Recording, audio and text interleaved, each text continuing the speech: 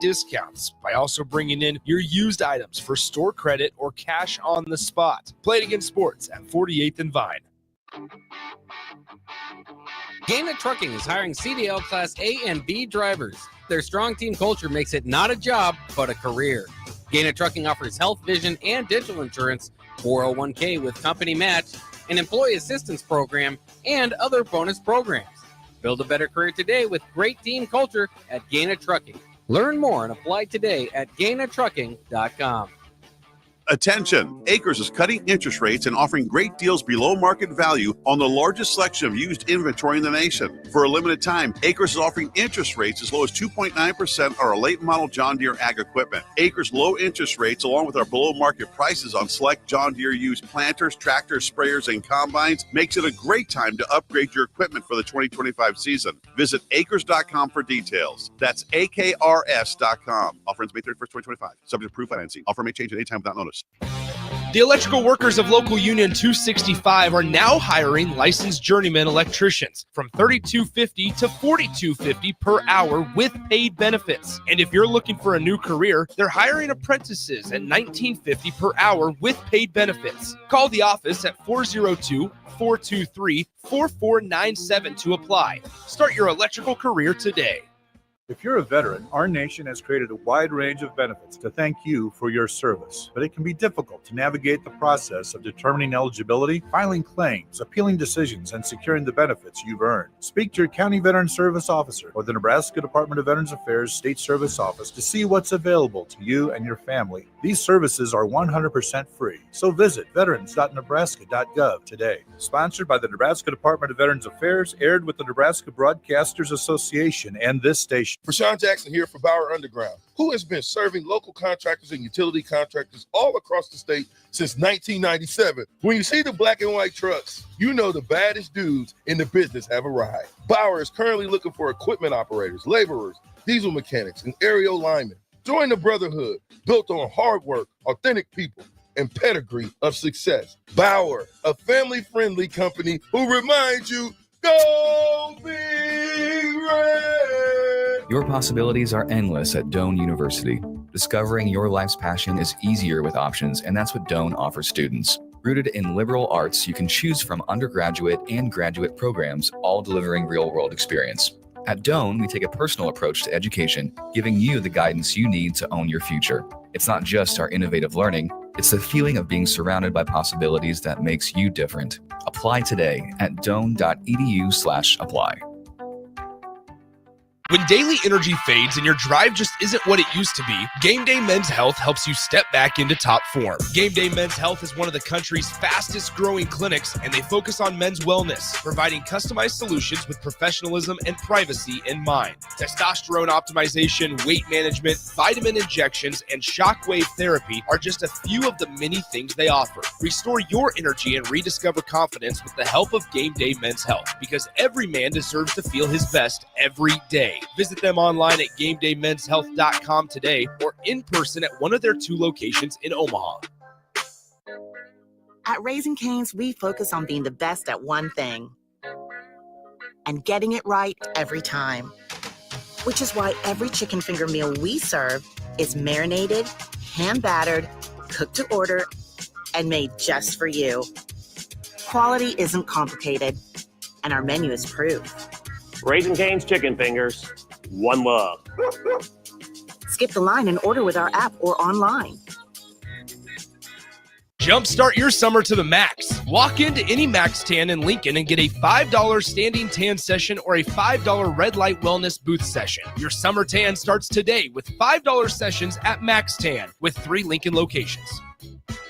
Welcome to the 2025 NSAA State Baseball Tournament on 93.7 The Ticket and theticketfm.com. State baseball broadcasts are powered by Game Day Men's Health, Max Tan, Doane University, Raising Cane's, and the NDOT Highway Safety Office. Now, calling all the action, here's Nick Sainert and Austin Orman. That is right. Welcome back into Warner Park as we get ready for our second elimination game of the day before we turn our attention to the winner's bracket. After this game, Nick Sainert, Austin Orman alongside from Warner Park as we saw Millard West win a tight one, 1-0 over Papillion La-Vista in the first game of the day. Now it's the Kearney Bearcats going up against the Papillion La-Vista South Titans. And you look at the seeds that both of these teams are. You have one team in Papillion La-Vista South who is the 2 seed in the Class A state bracket, and then Kearney, the 3 seed. They both lost to a lower seeded team in the first game of the weekend back on Friday at Tal Anderson Field. And so one of these teams is going to be ending their season here later this morning. It's once again, we're a little bit on an abbreviated schedule just because of the weather and because of the weather that's coming. It's still a cloudy, overcast day here at Warner Park. A little bit chillier. The wind's starting to pick up. We're not expecting showers until about 2:30 p.m., but trying to get as much baseball as we can here today. Absolutely, Nick. I tweeted this out, and I do firmly believe it. It is a beautiful day for baseball because every day with baseball is a beautiful day. And you look at these two teams, like you said, it's the 2 versus the 3 down here in the losers bracket, but neither game felt like an upset. Yeah. When you watch what Millard North did, they controlled that game from start to finish. It was the offense for Papillion La-Vista South that never really got going until the late innings. They scratched across a run here and a run there. But for the second-seeded Titans, Nick, they have an opponent they faced once this year, beat them over in Kearney, making just its 3rd appearance here at State. I noted this on the broadcast when it was Kearney and Elkhorn South. The moment maybe looked a little too big for Kearney. They looked a little sped up. They weren't clean. They certainly weren't crisp. And I know you're a baseball guy like me. You can tell a lot from in and out. It's been more of the same here from Kearney. Some throwaways that we didn't see from Papillion La-Vista South, some just simple ball handling sort of mistakes. And you can't even blame the rain. You can't even blame the elements quite yet. If Kearney wants to extend its stay at the state tournament, it's definitely going to have to clean up from what we're seeing here during warm-ups. Well, and we look at the way that, I mean, frankly, if you need an explanation on why, just defensive ability is so important, is especially on a stage like the state tournament, look at our first game of the day between Millard West and Papio. Millard West works a clean baseball game defensively, pretty much other than at the plate in every single aspect of the game. And where Papillion La-Vista, you look at how they allowed Millard West to even score their 1 run today that ended up being the deciding factor. Well, it was based on an error that allowed a guy to get on base on an error by the shortstop, and then he ends up getting sacrificed over to second base. And then on an error to the shortstop once again, he boots a ground ball, fairly routine, out to left field, and rounding third base and scoring ended up being the Millard West runner from second base. And that ended up being the difference maker. Those 2 errors. It was throwing strikes, which both sides did, but the errors in the field and the free bases, the free 90 feet that we always talk about, that proved to be the deciding factor. And it usually is in high school, especially on weather days like today, has the potential to turn into. If you can split the gap and get extra bases, great. If you can fan 10, 12 guys as the starting pitcher, great. But here's the thing.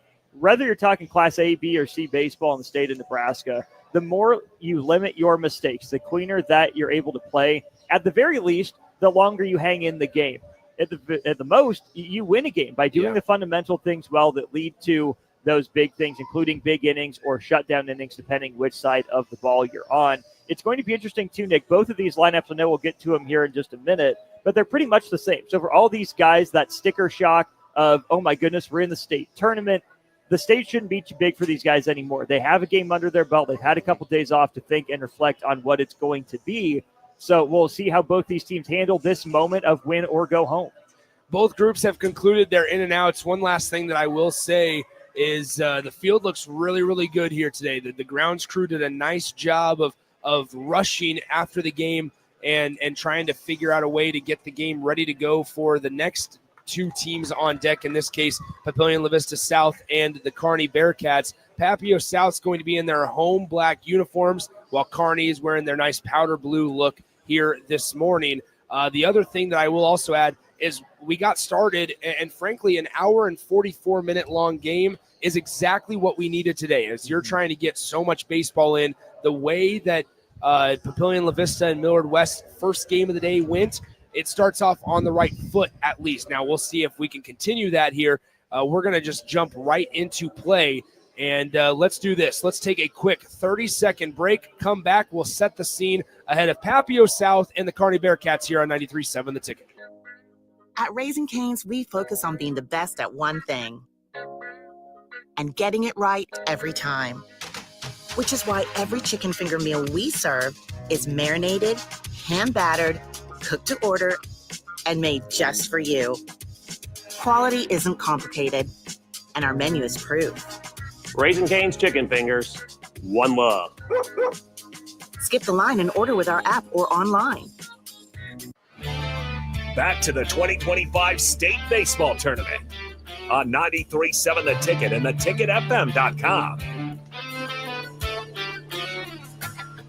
Welcome back into Warner Park here. Game 2 of the day. Nick Sainert, Austin Norman, Jake Bachhoven back in our 93.7 The Ticket studios. Thanks to him and Adam for filling in that 15 minutes or so in between games. Kearney, the visitors on the scoreboard, so they'll send their guys up to the plate first. Tyson Cabela, Bryce Anderson, and Griffin Novacek will be the 3 Kearney hitters to start things off, and they'll be facing the right-handed arm of Bryson Botos, a 5-1 record on the year, a 2.63 earned run average. And we saw in the first game with Colton Williams rather, for Millard West, that the velocity, it's important, but your ability to locate and throw strikes is. Botos, he has a lively fastball, but his ability, Austin, we talk about it time and time again, ability to command multiple pitches is going to be a key factor. It absolutely will be against the Kearney lineup, Nick, that didn't muster much offensively against Cal Cooper in the first game. Cal Cooper went 6 innings against this Kearney lineup, really only ran into trouble in 1 inning. That was the 3rd inning where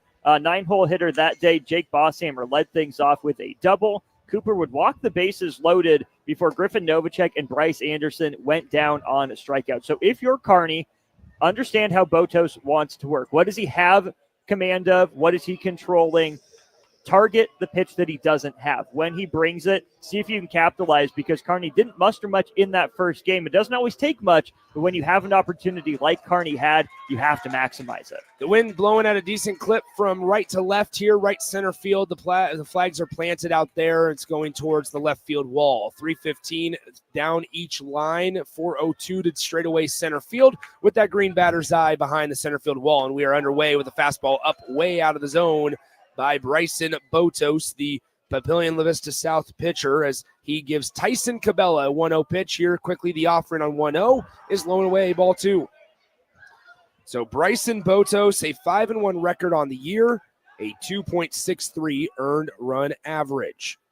Throws from the right side. Tyson Cabela, the righty hitter as well for the Bearcats, swings and misses at a 2-0 heater. It's 2-1. You can hear the pop of the glove from up here in the booth. We love a crowd mic. Glad to have one. You realize how much you love one when you don't have one. A 2-1 pitch is upstairs once again, 3-1, and now Botos is in danger of losing the leadoff hitter of the game, Tyson Cabela, on a walk. 3 balls, 1 strike. Here's the pitch. Swung on again. Could have been ball 4. It looked to be a tad upstairs, but Cabela took the bait, and he swings and misses. Fans on that one. It's 3 balls, 2 strikes. From the windup, here's Botos on the payoff pitch, and it's fouled back to the net directly behind home plate, and we'll do it again at 3-2.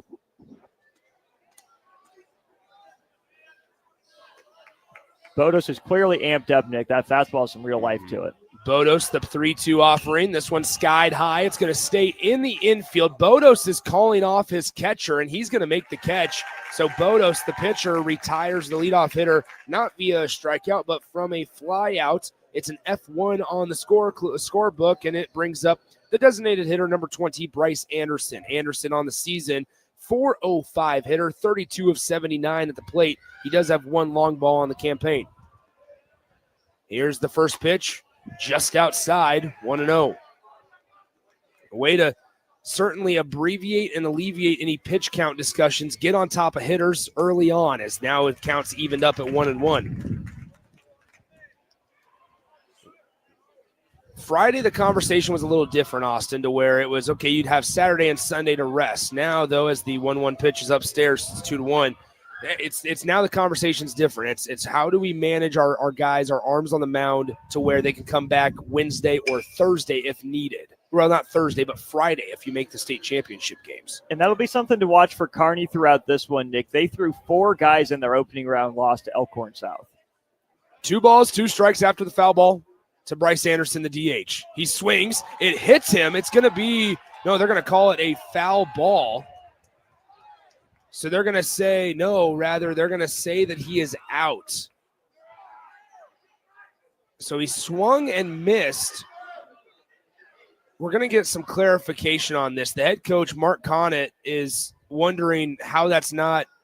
He swung and missed at that ball. It ended up hitting the batter on the play, Bryce Anderson, went to the backstop. So initially we thought that it was a drop third strike, but instead it's going to be just a clean strikeout and out number 2. Catcher never had a chance to catch that one, given that it hit Anderson. Still drew the swing, though.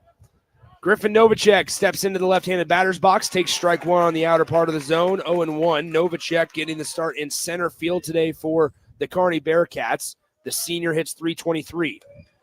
He takes ball 1 up and in, 1-1. 63 degrees here at first pitch of this one between Papillion La-Vista South and the Kearney Bearcats. 2 outs here in the top half of the first inning. It's 2 balls, 1 strike now to Griffin Novacek. Bryson Bodos doing the pitching as Novacek lines this one into right field, down for a base knock with 2 outs here in the top half of the first inning. So a 2-out single, bringing up the cleanup hitter, Cole Throckmorton. Throckmorton getting the start at catcher today. Throckmorton, the senior, .368. 1 long ball with 27 runs driven in after the 2-out single by Griffin Novacek.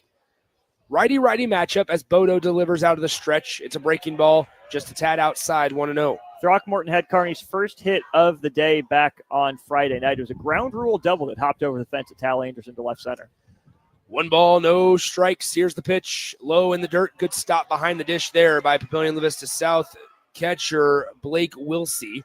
Good job there by the Titans backstop as he was able to body that one up and prevent Novacek from swiping another 90 feet. 2 balls, no strikes, 2 outs here in the top of the first inning. Here's Throckmorton at the plate.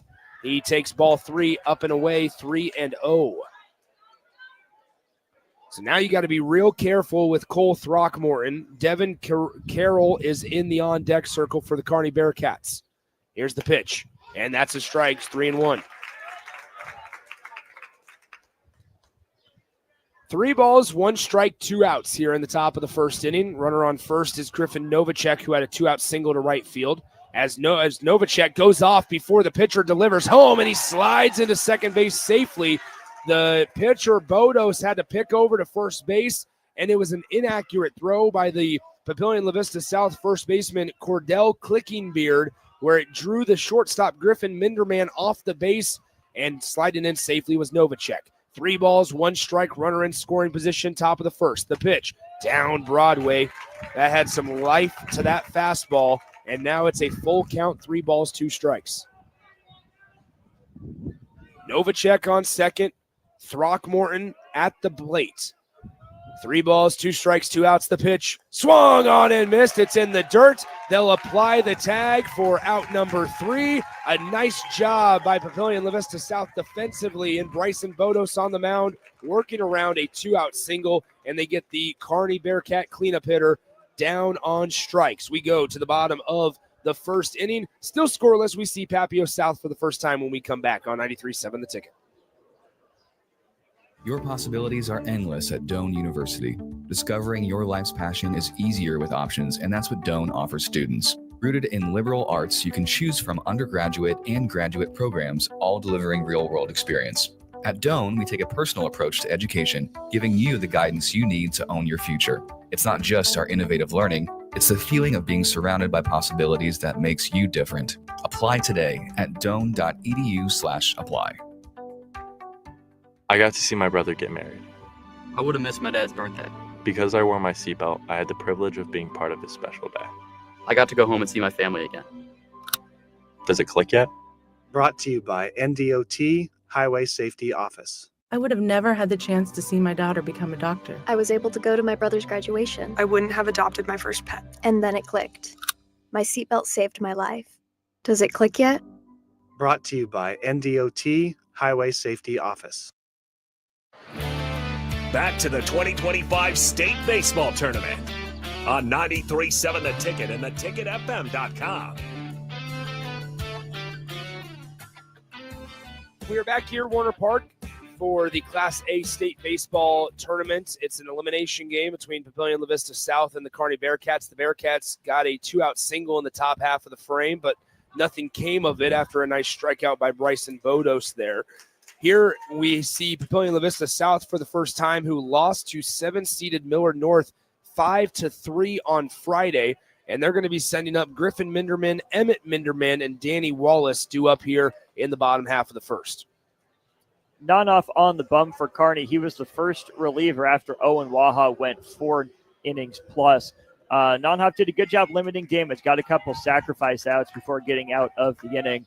Kind of a Rich Hill, Jason Vargas type here, Nick. Not overpowering, kind of a long, gangly lefty that's going to rely on some trickeration. Yeah, Nonhoff is 6-2 on the campaign, 2.40 earned run average. The first pitch is going to be fouled off behind home plate for a strike by Minderman, who showed bunt, and he bunted it foul. So no balls, 1 strikes now to Griffin Minderman. He's getting the start at shortstop, for the Titans. Closed off batter's stance. He faces the pitcher, who is unable to connect on that breaking ball on the outer part of the plate. It's a ball, 1-1.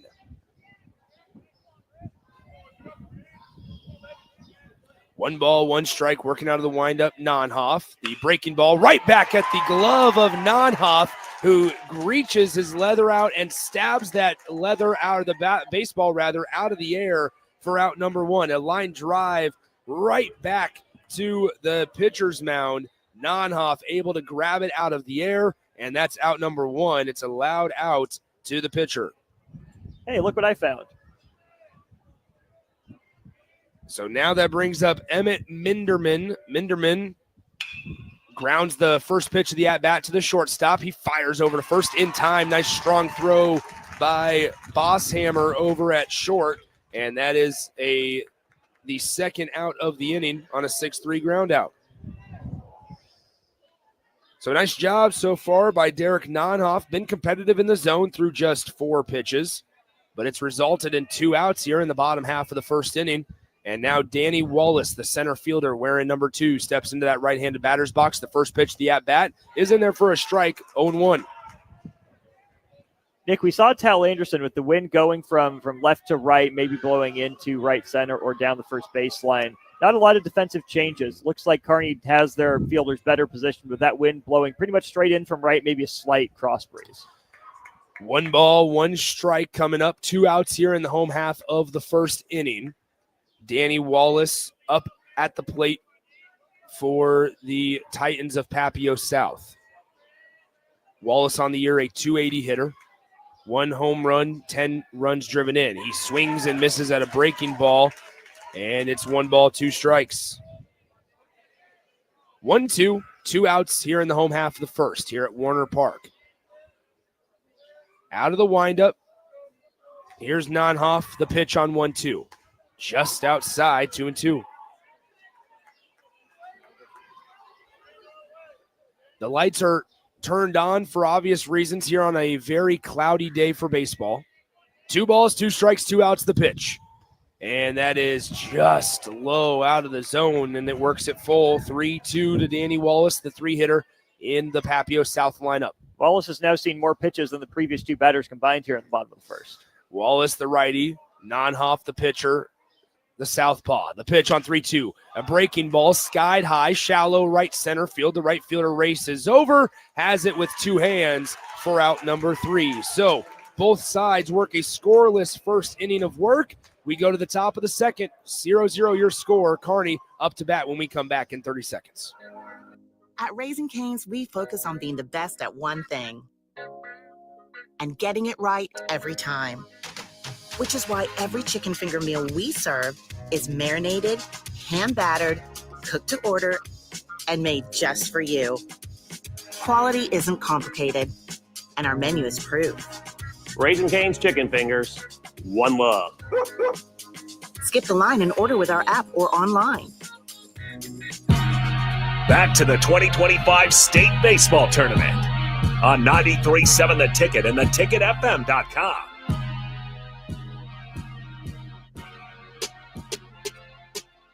Welcome back into Warner Park. Nick Sainert, Austin Norman with you. 0-0 your score going into the top of the second inning. As we'll see Bryson Bodos out there for his second inning of work. And due up for Kearney in the top of the second, it's going to be Devin Carroll, Gunnar DeMilt, and Keaton Wemhoff, hitters 5, 6, and 7 in this Bearcat lineup.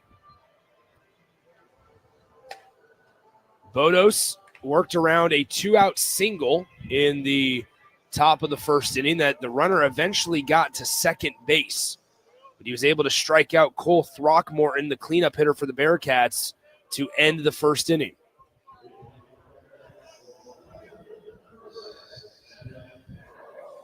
So now stepping into the box, it's number 6, Devin Carroll for the Kearney Bearcats. Carroll on the year, 325 hitter.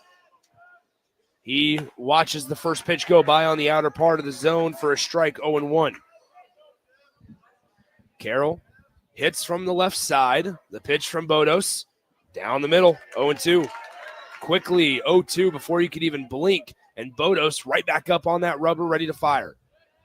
As the wind up and the fire. The pitch comes. This one driven out left side. The left fielder racing back. The wind's going to help that one get to the warning track and off the ground. Rounding first base is Carroll, and he's going to stroll into second base with the leadoff double here in the top of the second inning. That one, Austin Norman, helped out a little bit by the wind, but it certainly was hit well as well. I don't think that the left fielder was going to catch up to that one, wind or no wind. That's a really good job of Devin Carroll letting the pitcher do the work for him. It was a pitch on the outer part, and Bodos was throwing pretty darn hard, Nick. So all Carroll had to do was get the barrel to the ball, and the rest is just physics. And you'd imagine that with Gunnar DeMilt now up, the 6th hitter in the lineup, you might see him try to bunt the runner, Devin Carroll, over from second to third. As the third baseman comes in, he's playing in. Now taking a ball inside is Gunnar DeMilt, 1-0. He jumped out of the way. If he turns into that one, first and second, nobody out. 1 ball, no strikes here to Gunnar DeMilt. He's getting the start at first base, today. Runner on second base with nobody out in the top of the second. The pitch on 1-0, inside corner, 1-1. He did not show bunt there, so that's something to note here with that third baseman playing on the cut of the grass here at Warner. 1 ball, 1 strike, nobody out. And the up and over move by Bodos, chasing Carroll back to second base. Doesn't draw a throw, but here's the 1-1 offering now to DeMilt from Bodos. Upstairs, ball 2.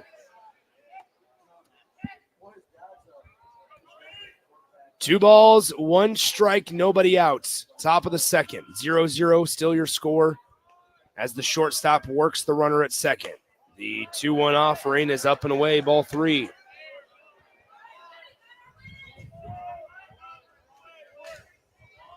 Three balls, 1 strike. Can Bodos avoid putting another guy on base?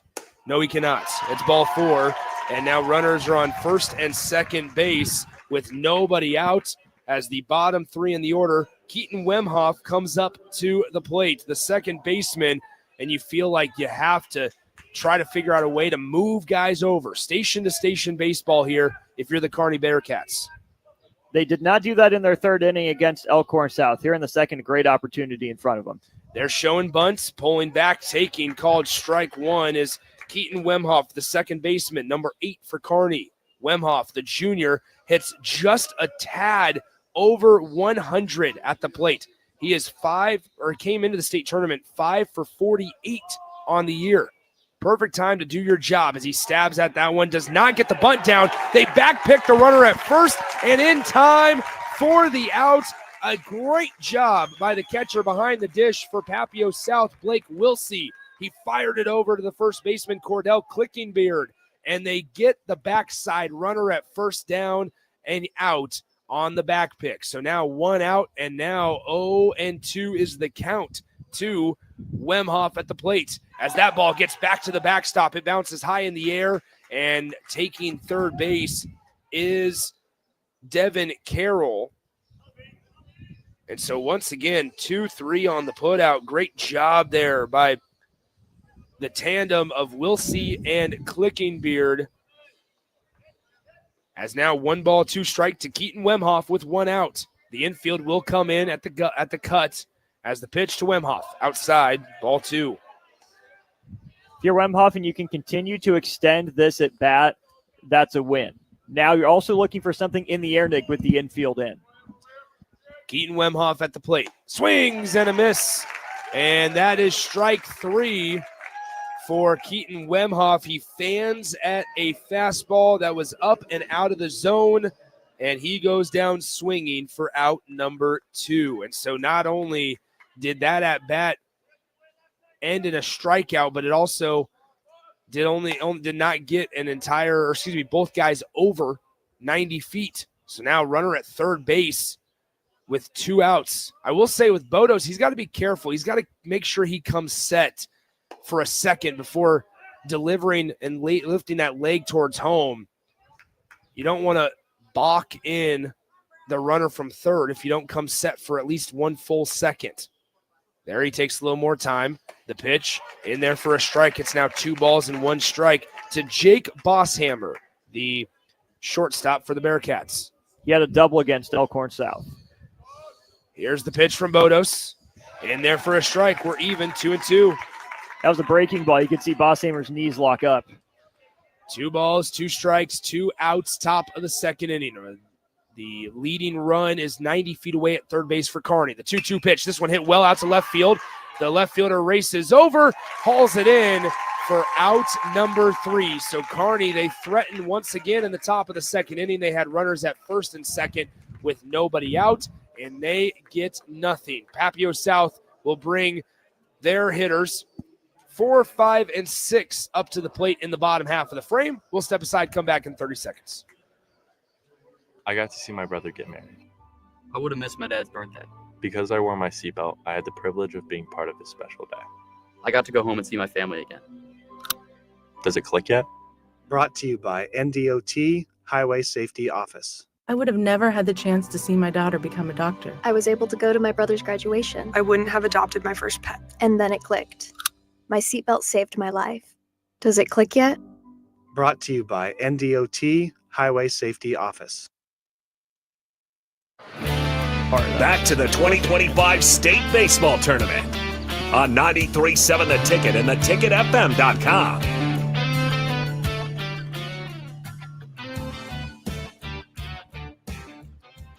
Welcome back in. Derek Nonhoff takes the mound for another inning of work as Nonhoff went 3 up, 3 down, got the 2 Minderman brothers and then Wallace to be retired in order in that bottom half of the first inning. So now it'll be 4, 5, and 6 due up for Papio South in the home half of the second inning. Cordell Clickenbeard is going to be up first. The first baseman for Papio South steps into the right-handed batter's box, and we're ready to go against the lefty pitcher for Kearney, Derek Nonhoff. The first pitch at the bottom of the second is a breaking ball that stays outside, 1-0. Wildly efficient 10-pitch first inning for Nonhoff. Nonhoff working out of the windup as he starts his motion and delivers on 1-0. This one skied high, shallow center field. The center fielder for the Kearney Bearcats racing over. Griffin Novacek is there to collect that fly ball for out number 1. And so that brings up the catcher, Blake Wilsey. Wilsey, number 11 for the Papillion La-Vista South Titans. Wilsey, 224 hitter on the year, 1 home run, 15 runs driven in. 1 out here in the bottom half of the second inning, still scoreless between Kearney and Papio South. The first pitch is going to be lunged for and fouled off right side. Nice snag in the stands by a man standing on the concourse. No balls, 1 strike now to Blake Wilsey. Nonhoff the pitch on 0-1. This one lined off once again right side, but foul. And Wilsey was a little bit better timing-wise on that second pitch, but still pretty out in front of it. And so we'll see what Nonhoff decides to do on 0-2. Here's the 0-2 offering. Fastball outside, 1-2. You can tell when the timing is off, Nick, because with Wilsey, his weight was so far forward so early. The Minder men, we'll call them, were both on it, but Wallace and Clinking Beard, now Wilsey, have all been behind. Now Wilsey drives this one left field. It's going to be foul. That was a long foul ball. It had enough to get out of here over that 315-foot wall that's in left field, just a tad too far to the left, and we're going to do it again at 1-2. The pitch from Nonhoff. Swung on and missed. He lunged, reached, was hoping to make contact with that breaking ball that was outside, unable to do so, and that's out number 2 on Nonhoff's first strikeout of the day. Wilsey's eyes got so big. He put a pull swing on a pitch that kept fading outside. So 2 outs here in the bottom half of the second inning. And the first pitch of the at-bat to Bryson Botos, the pitcher for Papio South, who stands into the right-handed batter's box, is a ball, 1-0. 1 ball, no strikes, 2 outs here in the bottom of the second inning. Here's Nonhoff's pitch to Botos. This one swung on, hit hard grounder to the shortstop. Bosshammer with an arid throw, but nice job by the first baseman, Gunnar DeMilt, able to go up the line, grab that one out of the air, and tag Bryson Botos before he reached first base's bag, and that is the end of the second inning. Your score after 2 full innings of play, 0-0 between Kearney and Papillion La-Vista South here on 93.7 The Ticket. When daily energy fades and your drive just isn't what it used to be, Game Day Men's Health helps you step back into top form. Game Day Men's Health is one of the country's fastest growing clinics, and they focus on men's wellness, providing customized solutions with professionalism and privacy in mind. Testosterone optimization, weight management, vitamin injections, and shockwave therapy are just a few of the many things they offer. Restore your energy and rediscover confidence with the help of Game Day Men's Health, because every man deserves to feel his best every day. Visit them online at GameDayMen'sHealth.com today or in person at one of their 2 locations in Omaha. Back to the 2025 State Baseball Tournament on 93.7 The Ticket and theticketfm.com. Welcome back into Warner Park. Your possibilities are endless at Doane University. Discovering your life's passions is easier with options, and that's what Doane offers students. Learn about undergraduate and graduate programs offering real-world experience at doane.edu. Here to tell you about the Kearney half of the third inning, it's Austin Norman. Thank you very much, Nick. For Kearney, it will be 9-1-2. Bentz, Cabela, and Anderson. Bearcats back in the batter's box very quickly after a 9-pitch bottom of the second. So here is Chase Bentz. He wears number 14, playing right field today. Botos delivers his fastball, taking over the outside edge, strike 1. Bentz comes into today, if I get to the correct page here, the 247 hitter. Watches that one outside, 1-1. Kearney in the powder blues. Papio La-Vista South in the black tops. 2-1 now. Fastball really ran up there with some good speed. The Botos, it's been a little inconsistent with the location. His 2-1 is on the way. Fastball swung on and missed by Bentz. Count runs even 2-2. Bentz batted second for Kearney against Elkhorn South. He struck out twice, walked, and singled. Here's Botos' 2-2. Breaking ball and a beauty over the outside edge. Called strike 3. Chase Bentz goes down looking for the first out of the top of the third. And that's why it's really important for both of these pitchers. We've seen it with Nonhoff, but now Botos, especially when you're struggling with command, be able to establish that fastball, because the first 4 pitches of that 4 pitches of that at bat, fastball, fastball, fastball, fastball, finally able to break an accurate breaker over the heart of the plate. Here's Tyson Cabela. He looked a little antsy his first at bat, chased a couple pitches out of the zone. He watches that one over the heart of the plate for strike 1. That one misses in that left-handed batter's box from Botos. It's 1-1. Botos working at a high rate of speed right now. Very, very quickly. There's a breaking ball tap back to the mound. Botos can't grab it. His shortstop, Will, fires across the diamond in time for the second out of the inning. Good play there at shortstop by Griffin Minderman. That was way out of the reach of Botos. Didn't stop him from making an effort at it with his bare hand, but very quickly 2 away in the top of the third for the Bearcats. Nice job by Botos so far here in the second inning. He had a little bit of a rough first inning with command, but after the here in the third, rather. He's doing a much better job of getting right back on that mound and settling in. Here's designated hitter Bryce Anderson, who struck out for the second out of the game. Righty-lefty matchup. Bodos brings it home. Misses high 2-0. I mean, we can barely get a sentence in before Bodos gets going with the next pitch of the at-bat. Anderson, a 405 hitter this year, swinging away 2-0. Fouls that one off to the left side, 2-1. Nick, I like that from Anderson with some aggression. With 2 outs, it's probably going to be hard to string a bunch of hits together against a guy with Botos' velocity. So try to get one in the gap. Anderson watches that breaking ball belt high, 2-2. Yeah, we're starting to see Bodos really get comfortable with that breaking ball, that fastball breaking ball combination, doing a nice job staying balanced. Bodos brings it in far too inside. It plunked him right on the hip. So Bryce Anderson will reach with 2 away on the hit by pitch. As soon as I say that, he allows a free pass. We will note there is some activity in the Papillion La-Vista South bullpen straight behind us, as Botos has just thrown his 52nd pitch of the day already. Here's 3-hole hitter Griffin Novacek. He's singled to right back in the first. Novacek swinging at the first pitch, fouls that one just to our left. He's now down on the count 0-1. Fourth base runner of the day for Kearney. They got one as far as third base last inning, but couldn't bring him home. Novacek takes inside, again inside. That one plunked him on the top of the foot. So back-to-back batters get hit by a pitch from Bryson Botos, first and second with 2 away. And this is where, I mean, we talk about the evolution of the game, Austin Norman. This is where, hey, guess what? Now a base knock by Cole Throckmorton, your cleanup hitter, could give you the lead in a game that seems to be going to be decided by just a few runs. Could give you the lead. It's not the base hit that's going to hurt you. It's those 2 hit by pitches. Throckmorton, a good guy for Kearney to have at the plate. A 370 hitter this year. He watches ball 1 way up and out of the strike zone. Wilsey had to jump for that one. So the average is high at 370 for Throckmorton. He's also driven in 27 runs. Close stance from Throckmorton, batting from the right side. Botos in the stretch. The righty kicks and deals, breaking ball. Brought back into the zone, but the umpire doesn't fall for the frame. Now 2-0. Here, Throckmorton here, Nick. You're looking for a fastball. If it's a breaking ball, keep the bat on your shoulder. Throckmorton awaits as Anderson's away from second base with his lead. Fastball popped up on the infield. Will this do it? It's twisting foul. Wilsey gives it a look. He pulls it in for out number 3. So Kearney leaves 2 on.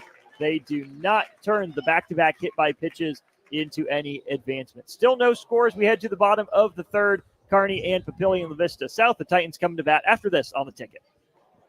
Jumpstart your summer to the max. Walk into any Max Tan in Lincoln and get a $5 standing tan session or a $5 red light wellness booth session. Your summer tan starts today with $5 sessions at Max Tan with 3 Lincoln locations. Your possibilities are endless at Doane University.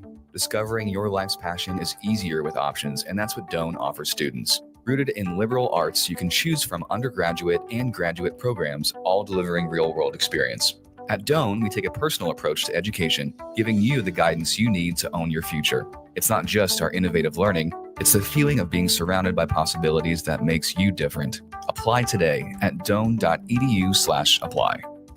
This is Lincoln's home for sports talk on the FM dial. Also online at theticketfm.com. On the internet. KNTK FM Firth, 93.7 The Ticket. Back to the 2025 State Baseball Tournament on 93.7 The Ticket and theticketfm.com. No score in the bottom of the third inning. Kearney and Papillion La-Vista South. This is an elimination game at the Class A State Baseball Tournament. We were at Tal Anderson Field on Friday. We are at Werner Park here today. Due up here in the home half of the third, it will be Gilbreth, Gorman, and Rosenthal. According to the official lineup that we got for today, it should be Grant Gilbreth, but it's Matthew Gorman stepping to the plate. Little bit of a discrepancy here. So it'll be Gorman, Gilbreth, and Rosenthal against Derek Nonoff, who has yet to throw 20 pitches. The next one will be his 20th. Bryson Botos for Papillion La-Vista South threw over 20 in the first inning. Nonoff, the lefty, getting ready to deliver to Gorman, the lefty. This one's flared out to right center field. It's hanging up, and Novacek will make the catch. So one pitch and one out here in the bottom of the third inning. Gorman with the F8. So here's Gilbreth. He's a designated hitter. Where's number 9? He's a righty. Brings a yellow bat to the plate with him. Gilbreth, a 400 hitter on the year, 18 of 45. Watches that fastball over the outside corner, strike one. Derek Nonoff in cruise control right now, yet to allow a hit through 2 innings and change. Gilbreth watches another fastball, strike 2. Botos hit it hard on the ground at the shortstop last inning, and Minderman led off the game with a lineout. Otherwise, it's been a struggle to find the timing for the Titans. Nonoff pushes the boundary of the strike zone a little further, doesn't get the call. Good spot for that 0-2 pitch. It's now 1-2. Nonoff is set. He's ready. He kicks and delivers. Lefty brings it home. Gilbreth smokes it on a line right at the third baseman. That one brought in by Kearney third baseman Tyson Cabela for the second out. So Derek Nonoff remains in cruise control. He just threw his 24th pitch of the game. That brings up left fielder number 7, Donnie Rosenthal. Rosenthal this year hits .290. 18 out of 62. Another lefty-righty matchup. Nonoff gets the call on the outside edge. He jumps ahead in the count 0-1. Nick, I was mentioning this. We have a slight lineup discrepancy. Wonder if Kearney will decide to break that out in an opportune moment of the game. Yeah, that's really fascinating, actually. So here is Nonoff with the count even 1-1, getting ready to deliver to Rosenthal. Lefty kicks and deals. That one's way inside. Rosenthal swings at it, chops it foul to his own dugout, 1-2. If we see Papio South pull in front here, I imagine that we will hear about it. For now, it's not a big deal. That's one of those things as an opposing coach. You notice it, you keep it in your back pocket till the moment's right. Nonoff ready with the 1-2. Fastball trails away outside, 2-2. Rosenthal hitting at the bottom of the order. There's a designated hitter for Papio South today, but it's for the second baseman, Brady Alderson. Nonoff ready with the 2-2. Swung on, lifted to left field. Left fielder drifting back. He played it straight up for a second. He froze, but had to ultimately retreat just shy of the warning track to make the catch. 3 up, 3 down for the third straight inning for Derek Nonoff. No score through 3 innings. Kearney coming to bat for the 4th time next on the ticket. At Raising Cane's, we focus on being the best at one thing and getting it right every time, which is why every chicken finger meal we serve is marinated, hand-battered, cooked to order, and made just for you. Quality isn't complicated, and our menu is proof. Raising Cane's chicken fingers, one love. Skip the line and order with our app or online.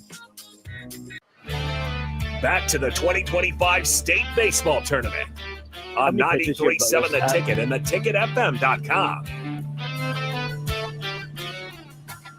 No score through 3 innings. Bryson Bodos back to the mound for Papillion La-Vista South. 2 up for Kearney. It'll be Devin Carroll, Gunnar DeMilt, and Keaton Wemhoff. Nick, there's been plenty of traffic on the base paths for Kearney. The Bearcats just haven't been able to pay it off yet. A base running mistake ran them out of the second inning, and then Cole Throckmorton got a little too aggressive on a pitch out of the zone. Well, it's important to note, right, where's Kearney starting at in their lineup here in the top half of the 4th inning, the same place they started in the top of the 2nd, where this guy that's coming up to the plate first, Devin Carroll, hit a well-hit ball out to left field's warning track for a leadoff double. They ended up getting runners on 1st and 2nd with nobody out, but then still got nothing out of it. We'll see if this same spot in the lineup can do something a little bit different and build off of what they did last time. Carroll, the lefty, takes inside on Botos' 60th pitch of the day. It's 1-0. 60 pitches through now 3+ innings. Still activity in the Titan bullpen beyond center field. That one rolled over by Carroll. He's going to sprint to first base, but Botos over there in plenty of time. He takes the flip from Quinkingbeard, 1 away. Great job by Bodos getting on his horse over there. Carroll ran well. And that one was not hit hard by any means, and it was hit in a spot to where not only did the first baseman for Papio South, Clinking Beard, have to run up towards home plate, he also had to go to his right a little bit. It was a little bit of a tougher play than one might think. Bodos' fastball to Gunnar DeMille is taken over the outside edge for strike one. When you think about a Bermuda triangle, you think about that space between the right fielder, second baseman, and first baseman, but there's one of those on the infield as well. That one skied out of play back over our heads. Gunnar DeMille down in the count 0-2. An efficient inning would be big for Bryson Botos here, Nick. You would think then Papio South would run him out to start the fifth and save the bullpen. Number 5 brings it home. Breaking ball right where his catcher Wilsey wanted it. Didn't get the benefit, though, 1-2. Breaking ball tailed away from DeMille. He awaits the pitch. That fastball way outside, 2-2. Yeah, Gunnar DeMille's got good size. Obviously, a first baseman for the Bearcats has good size. Don't want to leave one breaking over the heart of the plate here. Botos shakes his chop steps, delivers the breaking ball home out of the windup. DeMille whiffs down on strikes for the second out of the inning.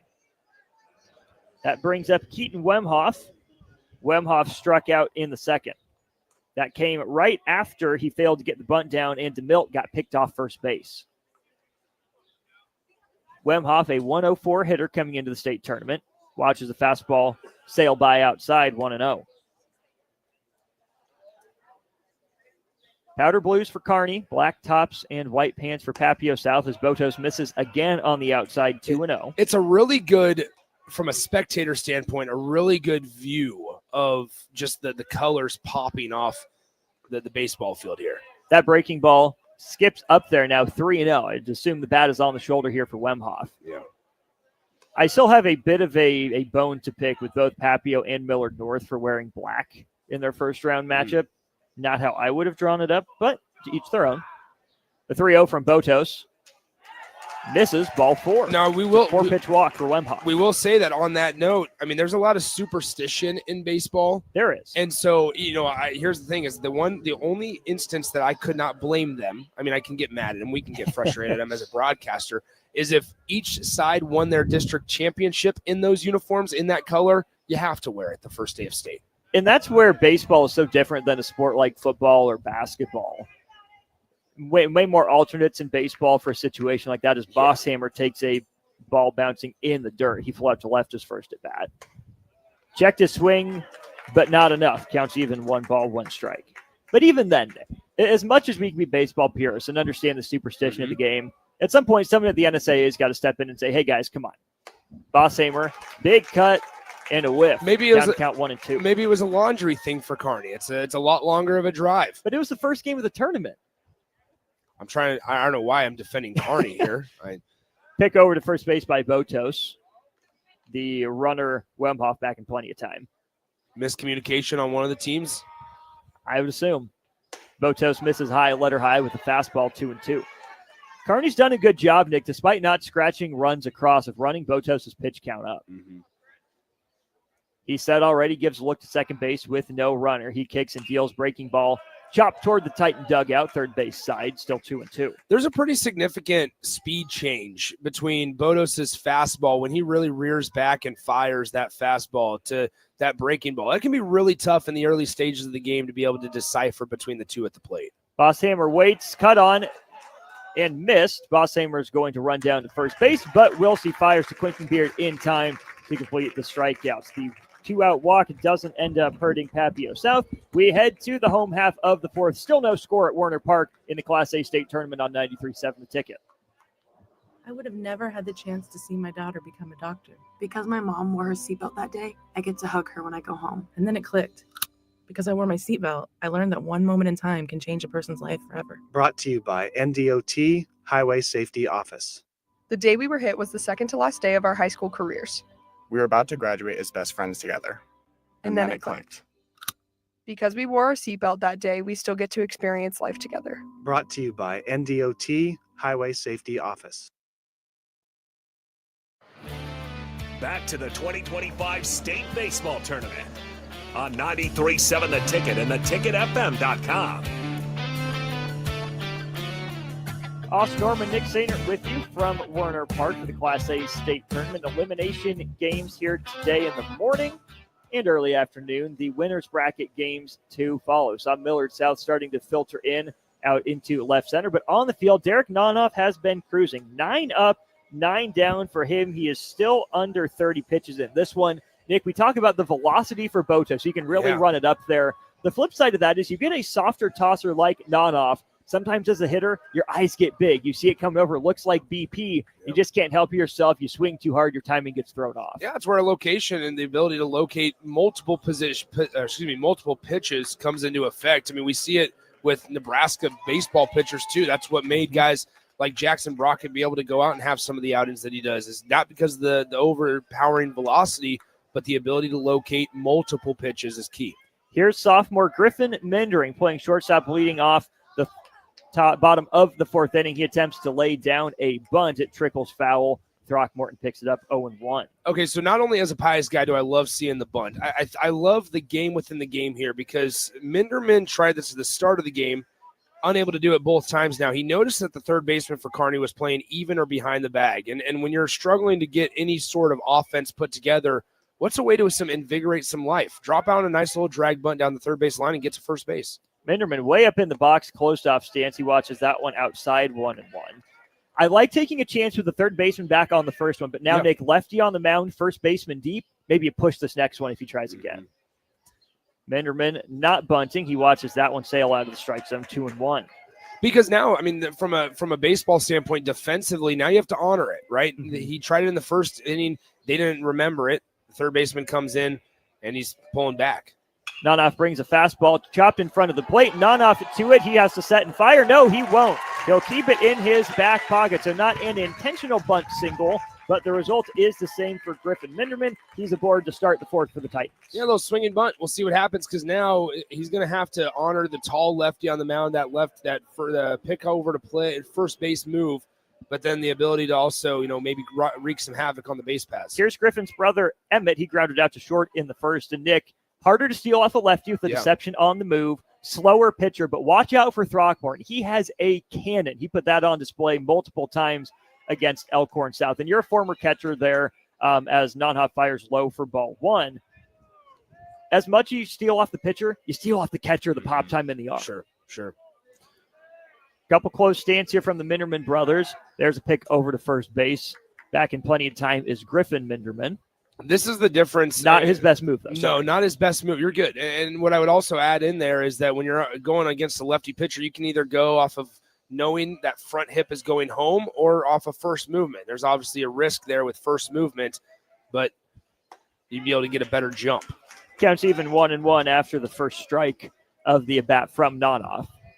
With the righty, you're watching that back heel, that back right heel. With the lefty, you can't because they get that 45-degree plane that they are able to run up to, but not over to still pick over. Nonoff comes set. He's at the belt. He peers home. Now as Emmett Minderman showing bunt, he fouls it off. 1-2. Bunting has been a struggle here in this Class A state tournament, Nick Sainer. Yeah, it has been. A lot of guys, I mean, this is where if you're not working on this in the middle of the year at practice, it's not going to pay dividends towards the end of the year when it matters most. 1 on, nobody out for the top of the Titan lineup. Nonoff peers. There's a perfectly executed hit and run. Griffin Minderman was on the move. Now the throw from left field just late. Emmett Minderman moves up to second base, but a perfect throw from Tyson Cabela. So there's a base hit single through the left side by Emmett Minderman on the hit and run. Griffin Minderman made the turnaround second, made it to third in plenty of time. Emmett Minderman gets aggressive. He attempts to trail and take second base. He is unable to as Tyson Cabela makes a perfect throw to second base. So the runner moves up to third base, but Kearney gets an out, Nick. I love the play from both sides. I love the base running, not only on the hit and run, executed well as it was hitting the 5-6 hole, and it's a breaking ball in for a strike here to the next hitter, Danny Wallace. Not only was it a hit and run executed perfectly with a base hit through the 5-6 hole into left field, great running and attentiveness by Griffin Minderman. Great backside base running. He just got out. It was a good throw there also by Kearney, staying composed, making the throw to second base. Infield in for 3-hole Danny Wallace. He drives that one to left center field. That's going to score the game's first run. How far will Danny Wallace go? That one rolls onto the warning track. Here's Wallace around second. He will be into third on a slide. No throw from the cutoff man. Danny Wallace has an RBI triple, and Papillion La-Vista South takes a 1-0 lead in the bottom of the fourth. An incredible piece of hitting by Danny Wallace. He was ahead in the count, 1 ball, no strikes. He was watching fastball the entire time. We talked about it all game so far, that Nonhoff's not going to blow you away with velocity. He left one over the heart of the plate to the Papio South 3-hole hitter, who absolutely deposited it into the left center field gap, well past the center fielder. Got a little help with the wind, too. Titans may be finding their timing as Clinking Beard, the cleanup hitter, conveniently wearing number 4, watches that one for ball 1. Clinking Beard still in search of his first hit of the state tournament. 0 for 3 against Millard North on Friday. 0 for 1 with a fly out to center here today. He watches a breaking ball flutter in, 1-1. So it's 1-0 Papillion La Vista South. RBI triple from Danny Wallace, the difference so far. Nanoff gets the sign. He takes a check at Wallace at third base. Now he brings it home. Fastball up and out, 2-1.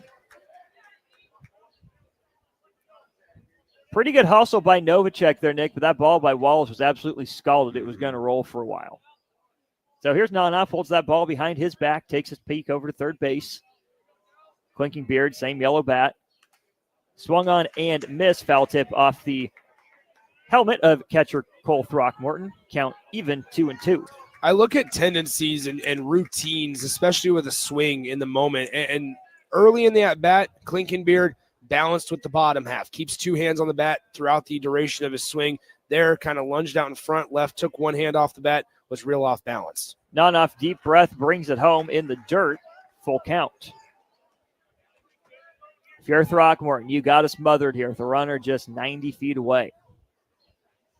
No hits coming into the inning for Papio South. They've got 3 and looking for more with 1 away.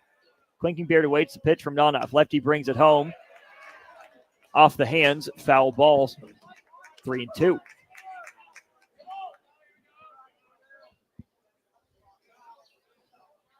Nanoff just about ready on the mound. He gets the sign from Throckmorton.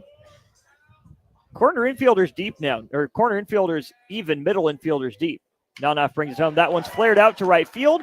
It's going to hang up. The right fielder gets behind it. Throw comes home. It's a throw on the money and in time for an inning-ending double play. What a catch and what a throw. We're going to keep it right here because let's talk about this. Number one, the right fielder did an incredible job on that play of getting behind the ball and working itself back and momentum towards home plate. I tell you, the guy's fault that the runner was not safe from third, it wasn't number 2, Danny Wallace, who was the one tagging. It was number 11, the catcher, Blake Wilsey, who did not get behind home plate to communicate with his guy at third base where the runner is. Wilsey, the runner who was tagging from third, just stood up as he strolled into home plate. He didn't even know there was a throw coming home. He could have slid around it. He could have came around and kind of tapped the back of home plate with his right hand on a wraparound. The catcher was able just to literally turn and apply the tag to his waistband. That was not on Danny Wallace. That's on the guy that was in the on-deck circle in Blake Wilsey, not getting behind the plate and communicating with his runner who was tagging from third. Throckmorton had to go up the first baseline a little bit. He wanted to catch that throw on the fly. It would have been a really short hop for him to try to grab. He had enough time because Wallace wasn't sliding and because he was running straight down the baseline to simply grab the ball, reach over, and apply the tag. If Wallace is sliding, if to your point, Wilsey is telling him, maybe Wallace gets around to the backside of the plate and ends up being safe, whatever it is. We'll take a 30-second break. Be right back here with Papillion La-Vista South leading 1-0 on the ticket. Your possibilities are endless at Doane University. Discovering your life's passion is easier with options, and that's what Doane offers students. Rooted in liberal arts, you can choose from undergraduate and graduate programs, all delivering real-world experience. At Doane, we take a personal approach to education, giving you the guidance you need to own your future. It's not just our innovative learning, it's the feeling of being surrounded by possibilities that makes you different. Apply today at doane.edu/apply. Back to the 2025 State Baseball Tournament on 93.7 The Ticket and theticketfm.com. It's 1-0 Papillion La-Vista South leading Kearney as we move to the 5th inning. Bryson Botos returns for his 5th inning of work for the Titans, and leading off the inning for Kearney will be the right fielder Chase Bentz, who started the inning-ending double play just a moment ago. With the call, Nick Sainer. Thank you, Austin. One thing, just to put a bow on that last put out from the right fielder to the catcher on the tag up chance or opportunity is that's why even when you're not physically a part of the game or in the specific play, mentally engaged is a very important piece of it. So you cannot be just sitting and watching when you're in the on-deck circle and you got a guy trying to score on a tag-up play from third. Here's the first pitch of the top of the fifth inning to Chase Bentz, as Austin mentioned, and it's up and away for a ball 1-0. Bryson Bodos back out there for his fifth inning of work. The 1-0 offering down Broadway for a strike, 1-1.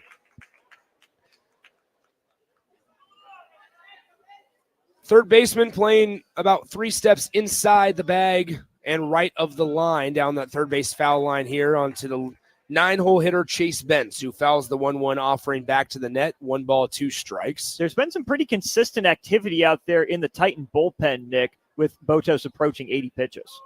Here's Bodos, the 1-2 pitch, swung on and missed on a nice breaking ball that was lunged for by Chase Bentz, and he goes down swinging for out number 1 here in the fifth. Another rapidly moving baseball game here, and it's got to be kind of bizarre because teams like Millard South, they were initially scheduled to play at 4 o'clock that game against Lincoln East. Instead, it's probably going to be moved up to, I don't know, probably 2:30, closer to 2:30, 3 o'clock by the time we're done with this one.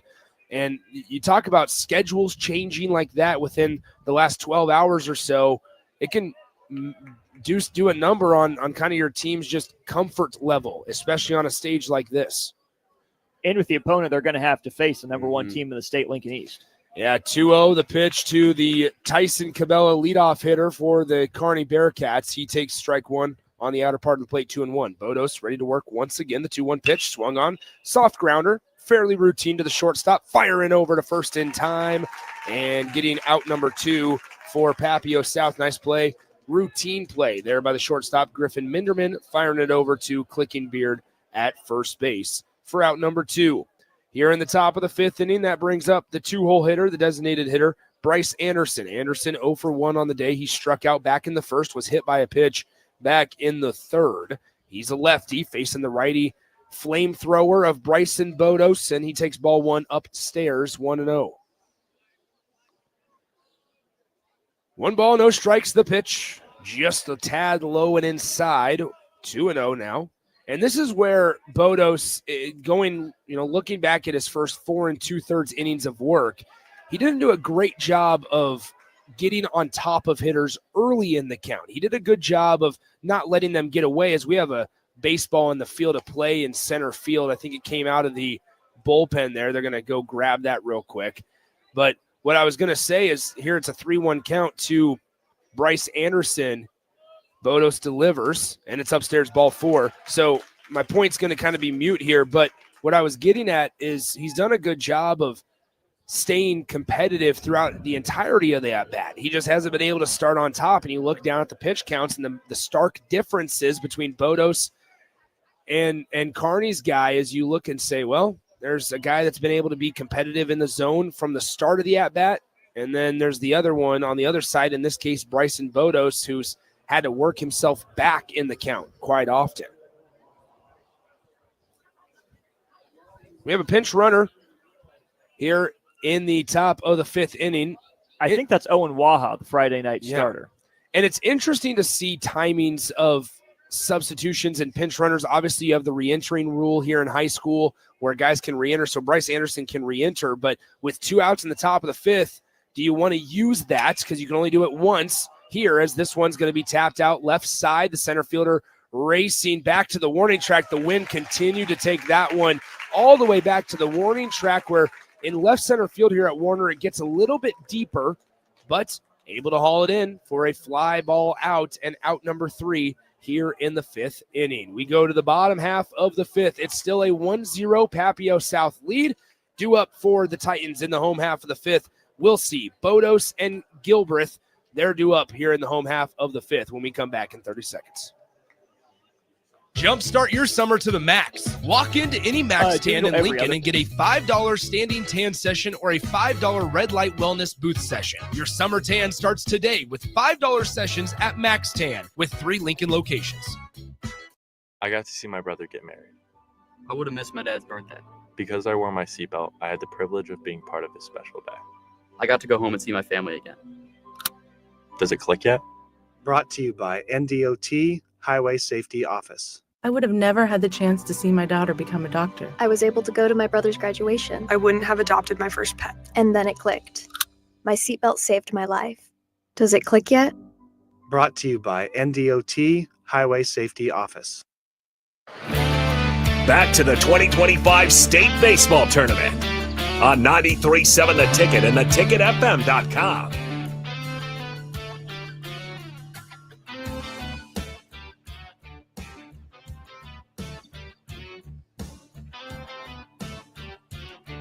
So Derek Nonoff goes back out there for the Kearney Bearcats for his fifth inning of work. He'll face hitters 5, 6, and 7 in the Papillion La-Vista South batting order. It is supposed to be Wilsey, Botos, and Gilbreth. However, in the last time that they were in this spot, in the third inning, Gorman and Gilbreth were switched around. And so we're still kind of waiting to see, was that an accident or is there a mistake in the lineup card? We'll let you know here in the third hitter of this inning. The first pitch of the bottom of the fifth is a breaking ball that hits the outside part of the plate for a strike, 0-1 to the catcher, Blake Wilsey. Nonoff fires the 0-1, tried the same pitch. This one stayed outside too far, couldn't get around on that breaker, and it's 1 ball, 1 strike. Nonoff's still under 50 pitches here, Nick. So fatigue isn't really an issue, but his team's down 1-0. He's doing everything he can to keep momentum. These are still some high-pressure pitches. Soft blooper out to center field. It's going to be held up long enough for the center fielder to come over and make a play on it. Nice job there by Griffin Novacek as he had to go to his left slightly. It's F8 on the book, and that's out number 1 here in the bottom of the fifth. And once again, I will say, so stepping into the on-deck circle, it is actually going to be Matthew Gorman. So we're going to look at this and take it as there is a mistake in the lineup card that the Papillion La-Vista coaching staff Papillion La-Vista South coaching staff made a mistake on the lineup card, and it's Matthew Gorman instead of Grant Gilbreth. We'll see if anything comes of it, but for now, it's 1 ball, 1 strike here to Bryson Bodos, the Papillion La-Vista South pitcher. 1 ball, 1 strike, 1 out. Here's the pitch from Nonoff. On the way, outside part of the zone, strike 2. Nice job by Nonoff. And that's where we see the ability to manage and execute multiple pitches, where you can start off an at-bat, especially against an opposite side hitter, with a breaking ball on the outer part of the plate, but then you can come back in a 1-1 situation, which could be a breaking ball count, and you come back and you're able to paint the picture with a fastball in the outside zone, leaves the hitter kind of going in circles. 2 balls, 2 strikes to Bodos. The breaking ball swung on and missed. And that's out number 2 here in the bottom of the fifth inning. So that's out number 2, and that brings up number 22, Matthew Gorman.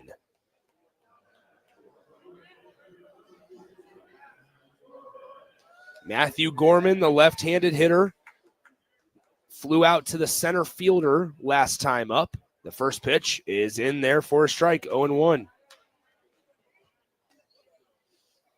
Nonoff not working as quickly as Botos, but still has pretty good rhythm. Mm-hmm.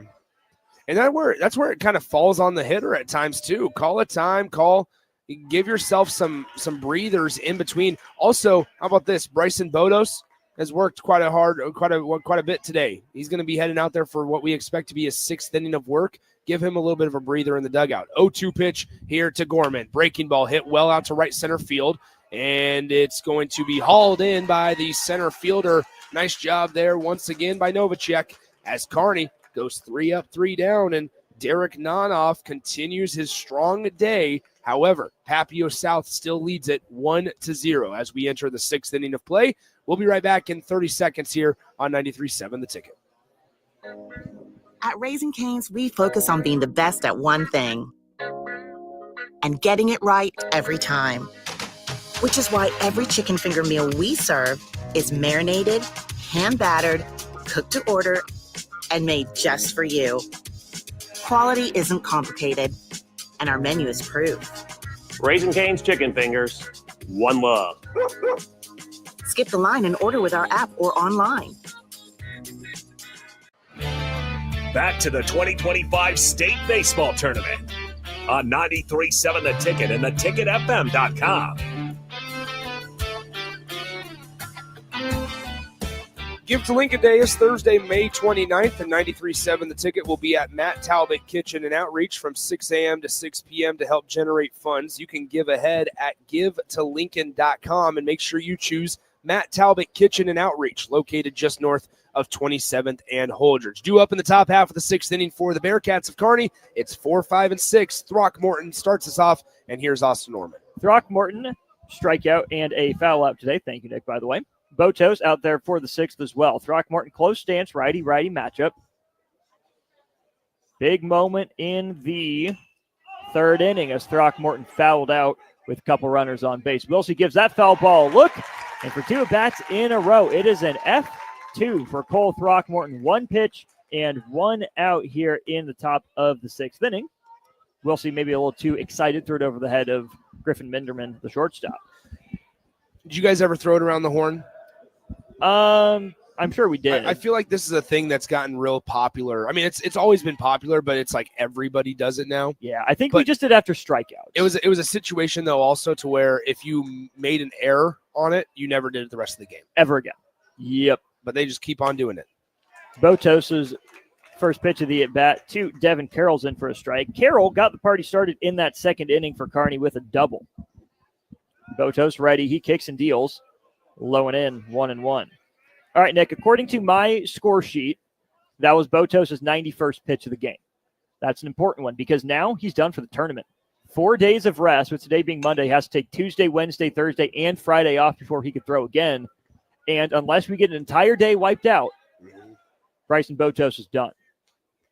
Well, and it makes sense. You need to win. It's the old conversation of what's most important. Do you want to plan for this day in the tournament, 3 days down the road, or do you need to win first? And you got to win today. So I understand going to Bryson Botos. Now, however, the conversation is he can't throw more than 110 in a day anyway. So once he throws over 100, that's his max no matter what. So you'd expect probably a new pitcher in the seventh inning unless Botos is able to work pretty quick here. Carroll hit it on a line to center field, but straight at the center fielder for the second out of the inning. So here's DeMilt. He walked, got picked off, and struck out. He's now ahead in the count, 2 balls and no strikes. The other part about it that makes me just wonder, Nick, is there has been activity since about the third or fourth inning as Botos misses way outside with that fastball, 3-0. The pitches don't count against their rest out there in the bullpen. Is this someone you're just trying to get bullpen work to that you had no intention of bringing in? Or is this a guy that you thought you were going to need out of the bullpen? You kept pushing it off because Botos was surviving. Either way, those pitches are being thrown, and that's going to add up for those pitchers whether or not they actually enter the game today or not. As Botos has a couple fastballs over the plate, counts now full with 2 outs on Gunnar DeMilt. Here's the full count pitch. That one skied up. Nick Sainer would have had that one. If it was on any more of a line. We'll do it again, 3-2. Okay. That was just to my left. I'd give you credit for it if it was on a line. I don't know. I don't know if there's a camera here that would have been able to pick up me catching it, though, out of the air. Fastball high for ball 4, so DeMilt draws the second walk of the day. He'll be on with 2 away.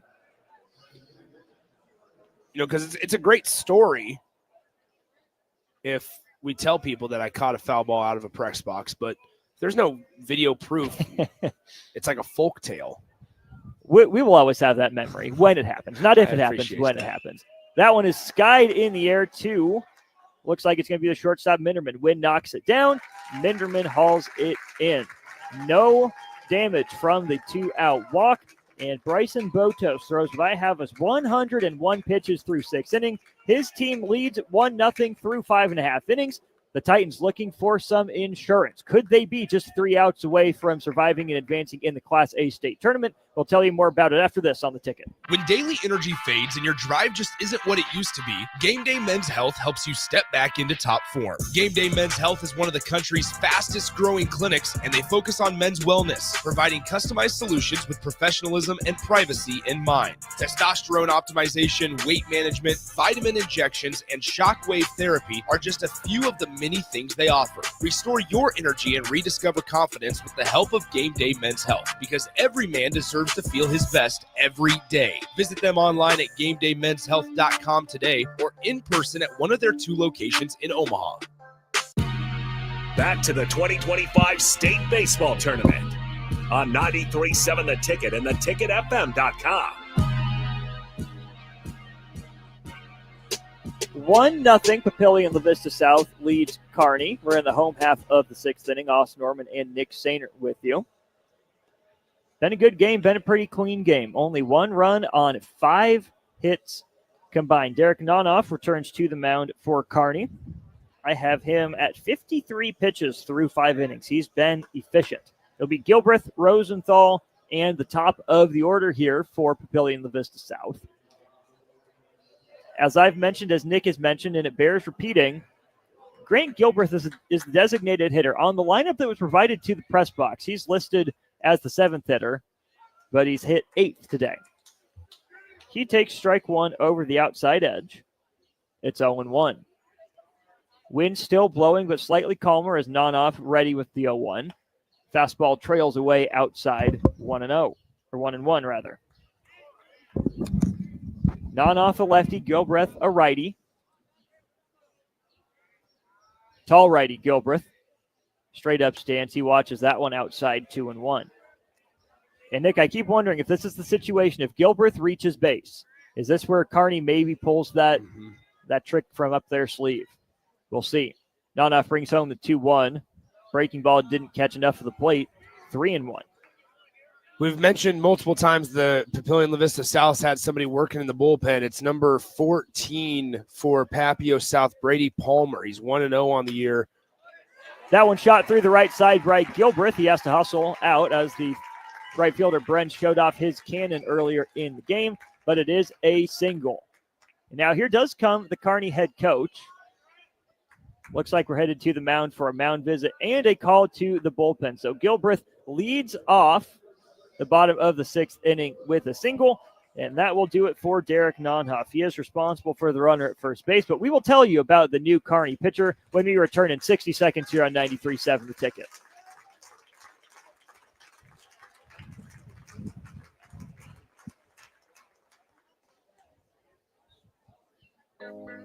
At Raising Cane's, we focus on being the best at one thing and getting it right every time. Which is why every chicken finger meal we serve is marinated, hand-battered, cooked to order, and made just for you. Quality isn't complicated, and our menu is proof. Raising Cane's chicken fingers, 1 love. Skip the line and order with our app or online. Your possibilities are endless at Doane University. Discovering your life's passion is easier with options, and that's what Doane offers students. Rooted in liberal arts, you can choose from undergraduate and graduate programs, all delivering real-world experience. At Doane, we take a personal approach to education, giving you the guidance you need to own your future. It's not just our innovative learning, it's the feeling of being surrounded by possibilities that makes you different. Apply today at doane.edu/apply. Back to the 2025 State Baseball Tournament on 93.7 The Ticket and theticketfm.com. 1-0 Papillion La-Vista South as we have a call to the Kearney bullpen. It looks like we have Griffin Novacek on the mound for the Bearcats. He did not pitch in the opening round game against Elkhorn South. He has 3 saves on the year and no ERA. Wow. If that's true, that is absolutely incredible. Yep, it is indeed Griffin Novacek playing center field for Papillion La-Vista South. They have Grant Gilbreth, the designated hitter, over at first base. He will not be pinch or courtesy run for, so he will hustle over to first base. That brings up 9-hole hitter Donnie Rosenthal. Rosenthal flipped one to left for a flyout his first at bat. That was back in the 3rd inning. Big moment in this game. 1-0 Titans. 1 run on 4 hits for them. Rosenthal gets his armband out of his back pocket. He's waiting for the sign from his third base coach. Middle infield double play depth. They do have third baseman in for Kearney. That's Tyson Cabela. Any run for the Titans here is a big one to double their lead. Rosenthal squares to bunt very early. You have a back pick by Throckmorton after the pitch missed low from Novacek, 1-0.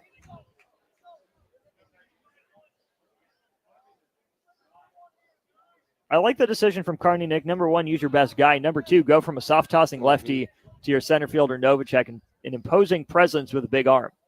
That one bunted.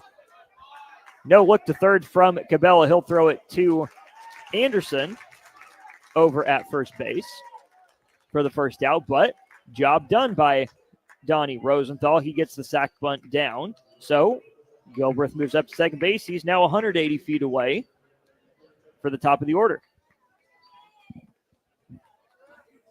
Not a perfect bunt. Kearney had it played pretty well, but a pretty good jump there by Gilbreth, reading the ball down. He's being held tight to second base. Novacek gives him a look. He's got the sign from Throckmorton. He brings it home against Griffin Minderman. Low and in, ball 1. Griffin Minderman lined back to the pitcher, non-off in the first inning. He singled, came around to score on the RBI triple from Danny Wallace. Minderman's stance is closed. Novacek comes set at the belt. Couple peeks back to second base. Low kick. That one ripped out to left field. Going back is the left fielder. Back off the top of the wall. The umpire is pointing up. Coach is telling his player to stay at second base, but no, now he gets the finger twirl from the umpire. It is a 2-run home run for Griffin Minderman, and just like that, Nick, Papillion La-Vista South takes its lead from 1-0 to 3-0. Yeah, he got a fastball right in the lower part of the zone. He was able to elevate and celebrate. What a great swing. The wind blowing out to those bleachers, that small group of bleachers out in left field, just a couple of feet away from the foul pole, and it just barely scraped over the wall. But man, oh man, that's big for Papillion La-Vista South. Took that ball and, like I said, elevated it. Nice shot by Griffin Minderman. His second homer of the year. Not the biggest guy, but it tells you it's not about size, it's about bat speed. As his brother, Emmett Minderman, takes a strike, it's 0-1. Whether or not Novacek had allowed a run or not, he didn't have one listed in the program. Runs have certainly been hard to come by off of the right-hander from Kearney this year. But Griffin Minderman, the sophomore, goes deep to left field, puts his team up 3-0. Emmett Minderman had taken a ball. He swings through one there. It's now 1-2. 3-0 Titans on 5 hits. Here's Novacek out of the wind. He'll deliver home. Swung on and missed. There's the first out of the bottom of the 6th inning. Emmett Minderman goes down swinging. Second out, after the Rosenthal sack bunt. 2 away. That was hit well off the bat, Nick, by Griffin Minderman. I wasn't sure it had enough to sneak out. Yeah, now you bring up the meat of the Papio South lineup. This guy we know has some power as well. Had a nice little triple last time up. That's Danny Wallace, who takes a front door breaking ball for strike 1.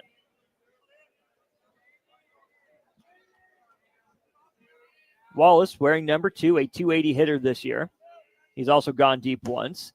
He swings and misses at high heat, 0-2. Yeah, you see that fastball, despite the velocity, you see that thing coming up at eye level. It looks real good, especially after your teammate 2 hitters ago just deposited one over the wall. Wallace taps that one to second. Should be an easy play. He's busting down the line, but it is a 4-3 put out to end the 6th. A 2-run home run by Griffin Minderman with 1 out. Has Papillion La-Vista South up 3-0 as we head to the 7th inning. The Titans 3 outs away from extending their season. Kearney has 3 outs to work with to get 3 runs and keep playing ball here at the Class A State Baseball Tournament. We'll be back to tell you more about it after this on The Ticket. Jumpstart your summer to the max. Walk into any Max Tan in Lincoln and get a $5 standing tan session or a $5 red light wellness booth session. Your summer tan starts today with $5 sessions at Max Tan with 3 Lincoln locations.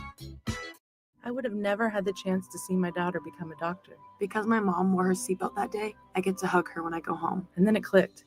Because I wore my seatbelt, I learned that one moment in time can change a person's life forever. Brought to you by NDOT Highway Safety Office. The day we were hit was the second to last day of our high school careers. We were about to graduate as best friends together. And then it clicked.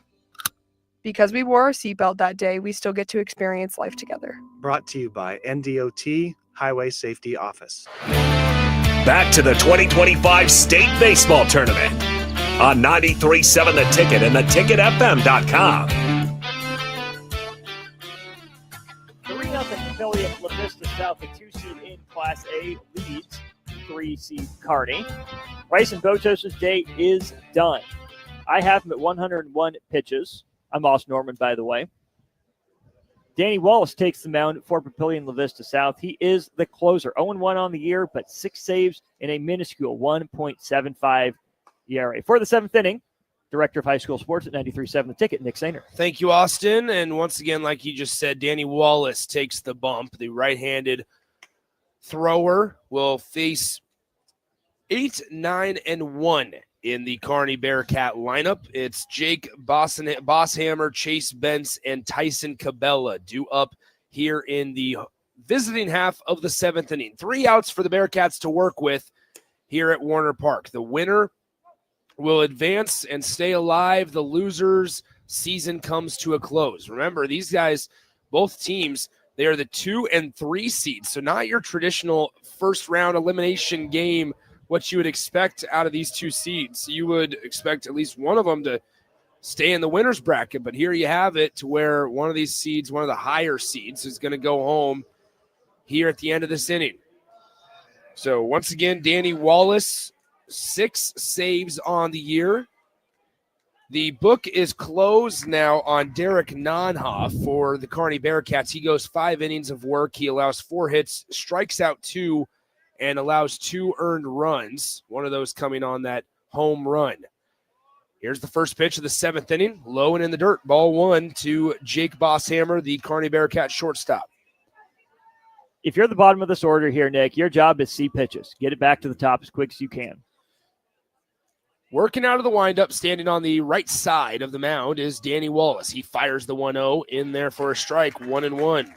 And if you are Danny Wallace here, be in the zone. Be competitive. Let your defense work. Kearney's only mustered 2 hits against you all day as the 1-0, or rather 1-1 is in the dirt for a ball, 2-1. But as I was saying, Kearney struggled to get on base consistently and be able to string a couple of things together, throw strikes, and force them to beat you with a couple of base hits. 2 balls, 1 strike here, 1 strike in the top of the 7th inning. It's ball 3, 3-1. The last thing you want is to apply pressure because of mistakes you're making. Free passes, errors, that type of thing. 3 balls, 1 strike, swung on and missed on a fastball. It looked to be a little middle in action. 3 balls, 2 strikes here. Danny Wallace starts his motion, and it's going to be fouled off left side into the Papillion La-Vista South dugout by Jake Bosshammer, the Kearney Bearcat 8-hole hitter. I like the approach, Nick. That 3-1 swing was a mighty rip. That time, just trying to stay alive. 3 balls, 2 strikes, nobody out, top of the 7th. The pitch outside, ball 4, and it's a leadoff walk for the Kearney Bearcats. So Jake Bosshammer is at first base, and in a 3-run game, a 3-0 deficit, bunting your 9-hole hitter doesn't really do a whole lot for you. That in a 1-run game, if you nullify that 2-run home run that was hit in the bottom half of the 6th inning by Papio South, yeah, you do it in a heartbeat to get the top of your order up. But that 1 run at first base, it's important, but it's not the deciding factor.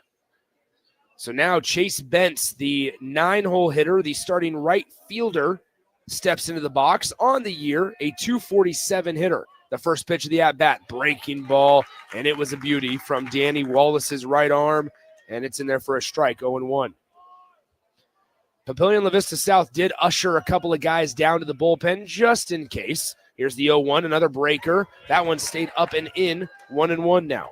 That pitcher that trotted out to the center field bullpen is number 17. That's Brady Alderson. He's the second baseman, 2 saves at 1.17 ERA on the year. Quick pick over to first base, back in plenty of time is Bosshammer. No reason, once again, you shouldn't be too concerned about the runner at first. Kearney probably won't steal here. That one run, there's a lot more to it as they try a back pick to first base. And I'm telling you, folks, Bosshammer's got to be careful, not only because of how active Wilsey is behind the dish, but they've already been back picked once.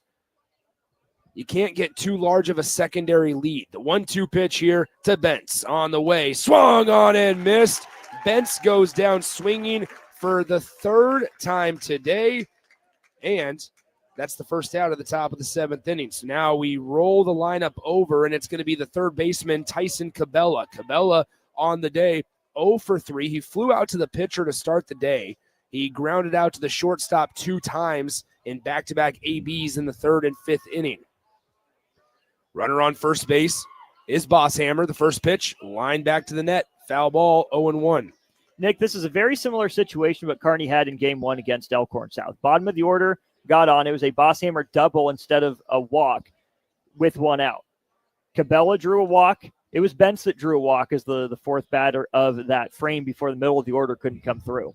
Here's the pitch on 0-1, and it buckled the knees of Cabela at the plate. He wanted to swing. He was realizing that he was going to be light years in front of it and held it on his shoulder, watched it go in for a strike. No balls, 2 strikes, 1 out here. In the top of the 7th inning, the runner on first is Bosshammer for Kearney, who trails by 3. And we have time called relatively late in the sequence. That pitch will not count, as it was a good job there by, Cabela calling time. Try to get Danny Wallace out of rhythm here. He's pitching from the stretch, takes a breath, and fires. Strike 3, fastball right down the gut. It froze him. It froze Tyson Cabela, and now Bryce Anderson is Kearney's last chance. With 2 outs here in the top of the 7th inning, Bryce Anderson, the lefty, will step into that left-handed batter's box to face the righty arm of Danny Wallace. Wallace with 2 strikeouts in 3 of the batters that he's faced. The other one is at first base right now after that leadoff walk. And if you're Danny Wallace, don't even risk it. That run means nothing right now. Focus on your job. It's 60 feet, 6 inches away. It's not standing behind your back. So Bryce Anderson steps in. Wallace comes set. Lifts the leg and fires. Fastball, strike 1. And this is exactly what you've wanted to have happen if you're head coach Bill Lynam for Papillion La-Vista South. Have your reliever, in this case your closer, come in, shove strikes as Anderson flies this one foul behind us, but come in and fire strike after strike after strike. And it's a no-nonsense approach here in the top of the 7th inning. No balls, 2 strikes, 2 outs. Top of the 7th here, 3-0 Papillion La-Vista South. Danny Wallace 1 pitch away. Bryce Anderson, the man at the plate. Coming set is Wallace, firing home. Upstairs, ball 1. The catcher, Wilsey, behind the dish, liked the spot, and I would agree with him there. Waste pitch, upstairs, maybe you get him fishing. 1 ball, 2 strike, runner on first. He's not being held on anymore. The pitch, 1-2, grounder. It's off the glove of the pitcher, Wallace, and Anderson's going to reach.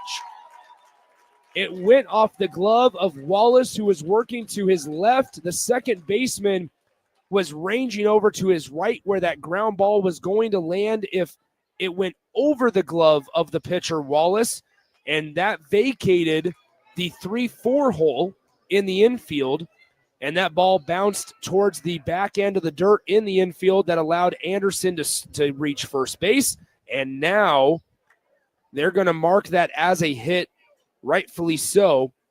But that will move up Bosshammer to second base. We have a pinch runner. 15, Talon Lewis. Thank you. At first base in Talon Lewis. And stepping into the box, it's Griffin Novacek. Novacek, the lefty, facing Wallace. Takes strike 1 over the heart of the plate, 0-1. No balls, 1 strike, 2 outs here in the top of the 7th inning. Papillion La-Vista South took a 3-run lead on a 2-run home run in the bottom of the 6th. Up to that point, they had just led by 1-0. But here it's 3-0 as the 1-0-1 pitch, is up and away for a ball, 1-1. And man, if It was still a one-run ball game. You're feeling a little more tense, I think, if you're a Papillion La-Vista South supporter. You can't be too comfortable, though, Nick. Novacek's gone deep 6 times this year. So here you have it. 1 ball, 1 strike. The pitch, up and away, ball 2. If he's going to do it, it's probably going to be opposite field. We know most power comes to the pull side, but that wind picked up again. It's really blowing out to left field. So if you're Novacek, let the ball get deep. Let Wallace's natural velocity do the work for you. There's a big gap in right center field as well. Now the wind is pushing it towards left center, but still, as that pitch on 2-1 is way out of the zone, 3-1. And Danny Wallace struggling with a little bit of command here. And standing in the on-deck circle is Cole Throckmorton, the Kearney Bearcats cleanup hitter. Novacek on the day, 1 for 2. He was hit by a pitch as well back in the 3rd inning. Runners are on 1st and 2nd with 2 outs. The 3-1 pitch from Danny Wallace to Novacek. Swung on and missed. And we have a full count. The runners will be in motion here in the 3-2 payoff pitch in the top of the 7th inning. You like that swing decision? I like the idea of attacking a fastball. I do. 3 balls, 2 strikes, 2 outs, top of the 7th. Swung on and missed. Danny Wallace slams the door, and Papio South survives. One more day. Kearney is eliminated on a 3-0 shutout victory. Papillion La-Vista South had to work through the teeth of Kearney Bearcats' order, and they strike out the 3-hole hitter, Griffin Novacek, on a payoff pitch, strikes him out swinging for out number 3, and that's the game. Your final score, Papillion La-Vista South 3, the Kearney Bearcats 0. We'll step aside for 60 seconds and come right back to close this one out on 93.7 The Ticket. Jumpstart your summer to the max. Walk into any Max Tan in Lincoln and get a $5 standing tan session or a $5 red light wellness booth session. Your summer tan starts today with $5 sessions at Max Tan with 3 Lincoln locations.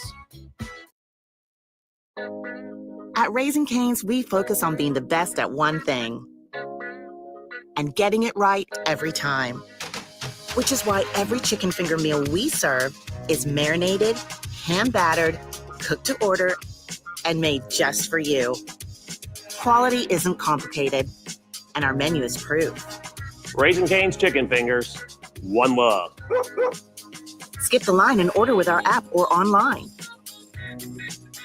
When daily energy fades and your drive just isn't what it used to be, Game Day Men's Health helps you step back into top form. Game Day Men's Health is one of the country's fastest growing clinics, and they focus on men's wellness, providing customized solutions with professionalism and privacy in mind. Testosterone optimization, weight management, vitamin injections, and shockwave therapy are just a few of the many things they offer. Restore your energy and rediscover confidence with the help of Game Day Men's Health, because every man deserves to feel his best every day. Visit them online at GameDayMen'sHealth.com today or in person at one of their 2 locations in Omaha.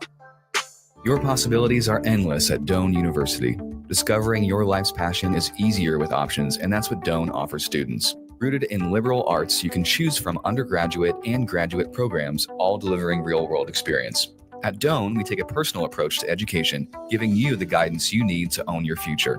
It's not just our innovative learning, it's the feeling of being surrounded by possibilities that makes you different. Apply today at doane.edu/apply.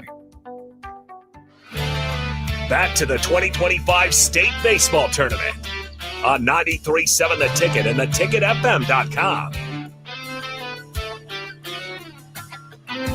Nick Sainert and Austin Norman back with you from Warner Park as we see Papillion La-Vista South survive and advance. They eliminate the Kearney Bearcats by a score of 3-0, and it's a very similar conversation as what I had with you guys after the Papillion La-Vista game, to where for Kearney, you look at your performances on the mound and you say, we feel pretty good about them. You look at what the Kearney starter, Derek Nonoff, was able to do. 5 innings, 2 strikeouts, no walks, 4 hits. He did have 2 earned runs, but you look at that and you say, and your defense as a team, no errors. Griffin Novacek comes in, throws 1 inning of work and has 1 strikeout, allows 1 hit, but that 1 hit was a 2-run home run that was hit by, Griffin Minderman over the left field wall. And that was a big part in this game that was decided by just a few runs. For Papillion La-Vista South, great effort on the mound by Bryson Bodos. He allowed his fair share of free passes. 6 guys were led on base, either via base on balls or a hit by pitch, but he only allows 2 hits, 7 strikeouts in 6 innings of work. Danny Wallace comes in, gets his 7th save of the year, 3 strikeouts in his 1 inning of work. He did walk 1 guy. He also surrendered a hit. But most importantly, Austin Norman, 0 runs on that scoreboard for Kearney, thanks to the Papio South pitchers. Absolutely. Look what Bryson Botos was able to do. Dare I say effectively wild. Kearney wasn't able to square him up in the early going necessarily. Hit a couple here and there, but nothing that really threatened. So a good job of limiting damage by the 2 seed overall in this Class A state tournament in Papillion La Vista South. But Nick, for Kearney, they go 0-2 at the state tournament. And it's going to be a bunch of missed opportunities. The game against Elkhorn South might not look that way because it ended up as a 10-2 final score. But it was 2-0. And Kearney had a chance to not just get on the board, but tie that game or take the lead in the 3rd inning. They weren't able to do it. They hung in there with Owen Waha. Then Elkhorn South delivered the knockout blow in the 5th and 6th inning. Same sort of thing here today. Kearney had its chances early to set the tone, right? The 3 seed, like, okay, yeah, they're pretty good, but this is Papillion La Vista South. Won the state championship in basketball, more baseball history and tradition, if you want to call it that, than Kearney, who did come in as the underdog or the under Bearcat, I suppose, according to their mascot. And when you're in that position, when you come in without the experience, it's going to be hard to take advantage in those games' biggest moments. You're not used to that stage. That's where you need your best players to step up, and it just didn't happen throughout the course of the last couple of games for Kearney. That shapes up what we expect to be a real exciting afternoon of baseball here. Just a reminder, because of the severe weather that we're expecting to experience on deck here later this afternoon and evening, it's no more of like hard scheduled times, which is okay. And instead, we're going to start this next one in about 25 minutes of real time, and it'll be between the number 1 seed Lincoln East Spartans going up against the 4-seeded Millard South Patriots. 2 schools that have had a lot of recent success. Millard South, a lot of success in the 2010s. Lincoln East has been to back-to-back state championships the last 2 years, trying to get to their 3rd consecutive state title game here in 2025. Going to be a really, really good one. It will be the winners bracket matchups between, like I said, Lincoln East and Millard South coming up. It was initially scheduled for 4 p.m., but because of the rolling schedule that the NSA has decided to adopt for Monday only, we're going to get started in a much quicker amount of time. 25 minutes or so, and we're going to bring it back out here. It was a really good one between Kearney and Papio South. The Bearcats will head home as they are eliminated out of the NSA state baseball tournament. Papio South, they win it 3-0 over the Bearcats. For Austin Norman, Nick Sandert saying so long. We'll talk to you in a little more than 20 minutes from Warner Park ahead of more Class A state baseball action on 93.7 The Ticket. This is Lincoln's home for sports talk on the FM dial. Also online at theticketfm.com. On the internet. KNTK FM Firth, 93.7 The Ticket.